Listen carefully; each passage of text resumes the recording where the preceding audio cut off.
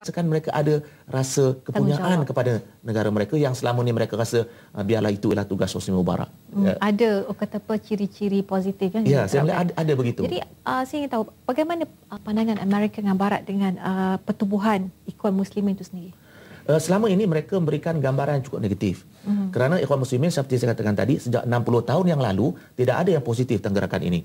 Walaupun gerakannya tidak pernah diberi peluang, yang sebenarnya yang ramai dibunuh, yang ramai dipenjara, yang harta mereka dirampas. Dan menurut satu rekod yang saya dapati, bahawa harta mereka yang dirampas sejak mutakhir ini berjumlah lebih 3 juta euro. Bermakna selama ini yang diiniannya ialah mereka.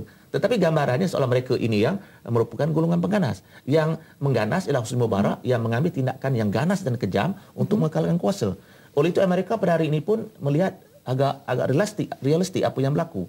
Dan satu juga yang menarik apabila saya melihat komitmen Ikhwan Muslimin terhadap demokrasi, mereka memaklumkan bahawa kami tidak bercadang untuk bertanding 100% kursi. Kami cuma akan bertanding 50% kursi. Buat masa ini mereka belum lagi menyatakan akan bertanding presiden, tetapi menyatakan tidak akan bertanding presiden walaupun ada pemimpin mereka yang ingin bertanding sebagai calon bebas. Dan mereka mengatakan bahawa kami juga akan memasukkan di kalangan orang Kipti sebagai sebahagian daripada kalangan pimpin kami. Wanita juga akan bersama dalam kepimpinan kami. Dan ini sama sekali bercanggah dengan apa yang digambarkan sebelum ini sebagai sebuah ikhwan sebagai pertubuhan eksklusif. Ternyata sekali pendekatan mereka sejak 3 bulan yang lalu ini, mereka merupakan kumpulan yang paling kehadapan untuk membantu menyetabilkan negara dan membangunkan negara. Dan mereka sedar perkara ini, bahawa sebenarnya yang digambar sebelum ini merupakan satu gambaran negatif daripada persepsi Hosni Mubarak, bukan persepsi Ikhwan Muslimin. Dan ternyata dengan pendekatan mereka pada hari ini, mereka lah yang sebenarnya yang ingin melihat kestabilan dan membantu untuk mewujudkan masyarakat negara Mesir yang lebih stabil. Okay. Baik, jadi bagaimana pula hubungan kerajaan sementara Mesir sekarang dengan masyarakat Palestin Gaza? Kenapa misi bantuan negara kita tidak dapat mendapat kelulusan Kairah melalui Gaza? Dan ini juga merupakan isu yang menjadi kemarahan kepada kumpulan revolusi. Kerana Mesir telah berjanji banyak kali bahawa mereka akan membuka Gaza walaupun mereka telah berjaya menyatukan Hamas dan Fatah sebagai orang tengah, tetapi telah berjanji. Dan cuma semalam baru dibuka secara resmi. Semalam berbuka, ya. Dan ini menunjukkan bahawa pemerintahan tentera walaupun mereka mempunyai hubungan yang erat dengan Israel, tetapi terpaksa tunduk kepada permintaan desakan rakyat supaya memberikan keadilan kepada rakyat Palestin. Dan ternyata sekali apa yang berlaku ini menunjukkan bahawa rejim tentera ataupun kerja sementara sensitif dengan tuntutan rakyat, dan ini sebenarnya akan turut membantu kepada masalah yang dihadapi rakyat Palestin selama ini di Gaza khususnya yang mengalami pengepungan dan sebagainya. Okey. Boleh tak Prof orang kata sedikit lah boleh ceritakan pengalaman macam Prof ke sana orang kata lebih daripada 17 kali keadaan Mesir sebelum dan selepas Hosni Mubarak? Saya lihat seperti saya nyatakan tadi bahawa ada walaupun perubahan itu tidaklah pro and cons tidaklah begitu ketara masih 3 bulan ya.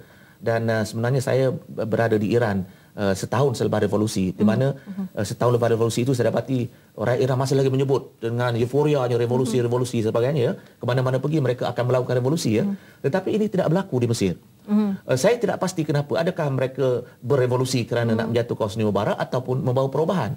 Tetapi kalau dilihat 3 bulan setelah berlakunya revolusi, saya tidak melihat satu perubahan yang cukup drastik. Maknanya kalau kita berjalan tidaklah kesemua mengatakan kami sedang era revolusi dan sebagainya. Masing-masing itu nampaknya kadang relax, melihat apa yang sudah berlaku itu sudah berlaku.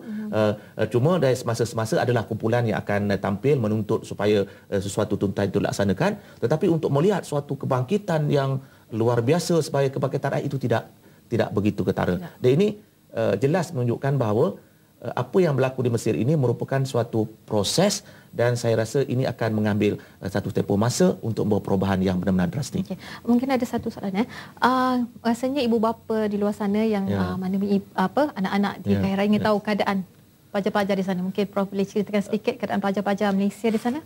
Saya sebenarnya agak nasib baik. Setiap kali saya ke Kairah, saya akan dijemput oleh pelajar-pelajar untuk menyampaikan ucapan dan sudah tentu mereka ingin mengetahui tentang apa persepsi saya tentang perkembangan berlaku di Mesir. Kebetulan itu ialah bidang saya kerana mereka juga tidak tahu ya. Mereka cuma melihat perkembangan dan sekadar tahu itu saja. Saya dijemput untuk menyampaikan suatu ceramah tentang masa depan politik Arab selepas revolusi.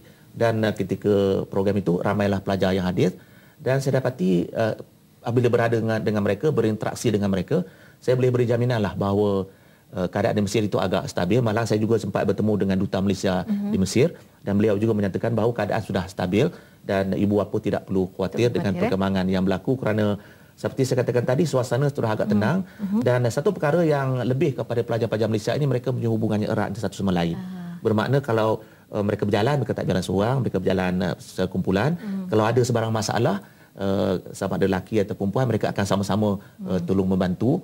Sebagai contoh, apabila mereka merasakan bahawa ada satu macam perkara yang memerlukan satu tindakan, mereka akan bersama-sama membantu tanpa mengira negeri ataupun sebagainya. Oleh itu, saya melihat bahawa apa yang berlaku pada waktu ini tidaklah ke peringkat yang membimbangkan kerana suasana telah kembali stabil dan telah kembali normal. So rasanya beberapa di luar sana tak perlu bimbang ya Prof tentang keadaan anak-anak di sana. Jadi mungkin kita agak kesuntukan masa. Boleh Prof kata apa rumusan? Okey, sejauh mana cerahnya masa depan kebangkitan Arab di musim bunga ataupun Arab Spring ini? Sebenarnya apa yang berlaku pada bulan Disember, Januari dan Februari ini satu perkara yang di luar jangkaan kerana kita lihat dua kerajaan yang dianggap paling kuat itu di Tunisia dan di Mesir tumbang dalam tempoh yang amat singkat. Dan pada waktu ini kita sedia maklum ada kebangkitan yang berterusan masih berlaku di Yaman, masih berlaku di Syria, masih berlaku di Libya dan negara-negara lain juga mengalami perkara yang sama tetapi dalam skala yang lebih rendah kerana tindakan-tindakan ketenteraan dan juga sebagainya.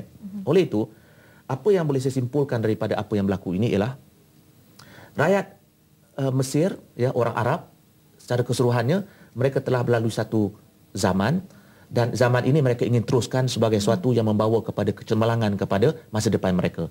Oleh itu saya melihat sudah tidak ada turning back, tidak ada kembali ke belakang untuk kembali kepada kerajaan diktator. Itu hampir tidak mungkin berlaku. Cuma bezanya bagaimana rejim-rejim yang ada ini menangani kebangkitan ini.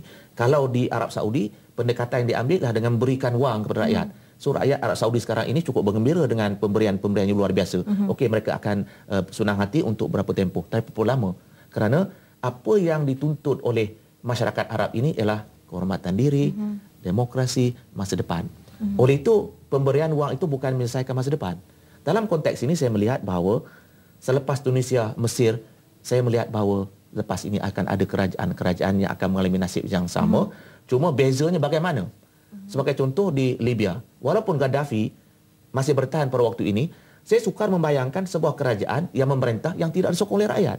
Kerajaan ini disokong oleh rakyat, tapi kalau rakyat tidak sokong, bagaimana untuk memerintah? Dan sejarah dahulu menunjukkan, walaupun kerajaan-kerajaan diktator ini berjaya bertahan, pernah berlaku di Somalia, mampu bertahan, pernah berlaku di Uganda, pernah bertahan. Tetapi berapa lama? Akhirnya kerajaan-kerajaan ini tumbang. Oleh dalam konteks yang berlaku pada hari ini, Arab Spring ini ataupun musim bunga negara Arab ini akan berterusan. Cuma bila yang akan mau proses itu akan membawa perubahan yang besar dan bagaimana proses itu berlaku. Tetapi seperti saya nyatakan tadi, untuk kembali ke belakang, untuk kembali kepada rejim diktator sebelum ini, satu perkara yang tidak mungkin dapat berlaku. Mungkin ke arah kebaikan ya, Prof kan? Dan nampaknya sampai di saja perbincangan kita bersama Profesor Dr. Muhammad Rizwan Uthman, Dekan Fakulti Sastra dan Sains Sosial Universiti Melaya. Terima kasih, Prof. Sama. Dan masyarakat Islam seluruh dunia mengalu-alukan tindakan kerajaan sementara Mesir membuka semula pintu lintas sempadan Rafah mulai semalam selepas 4 tahun ditutup.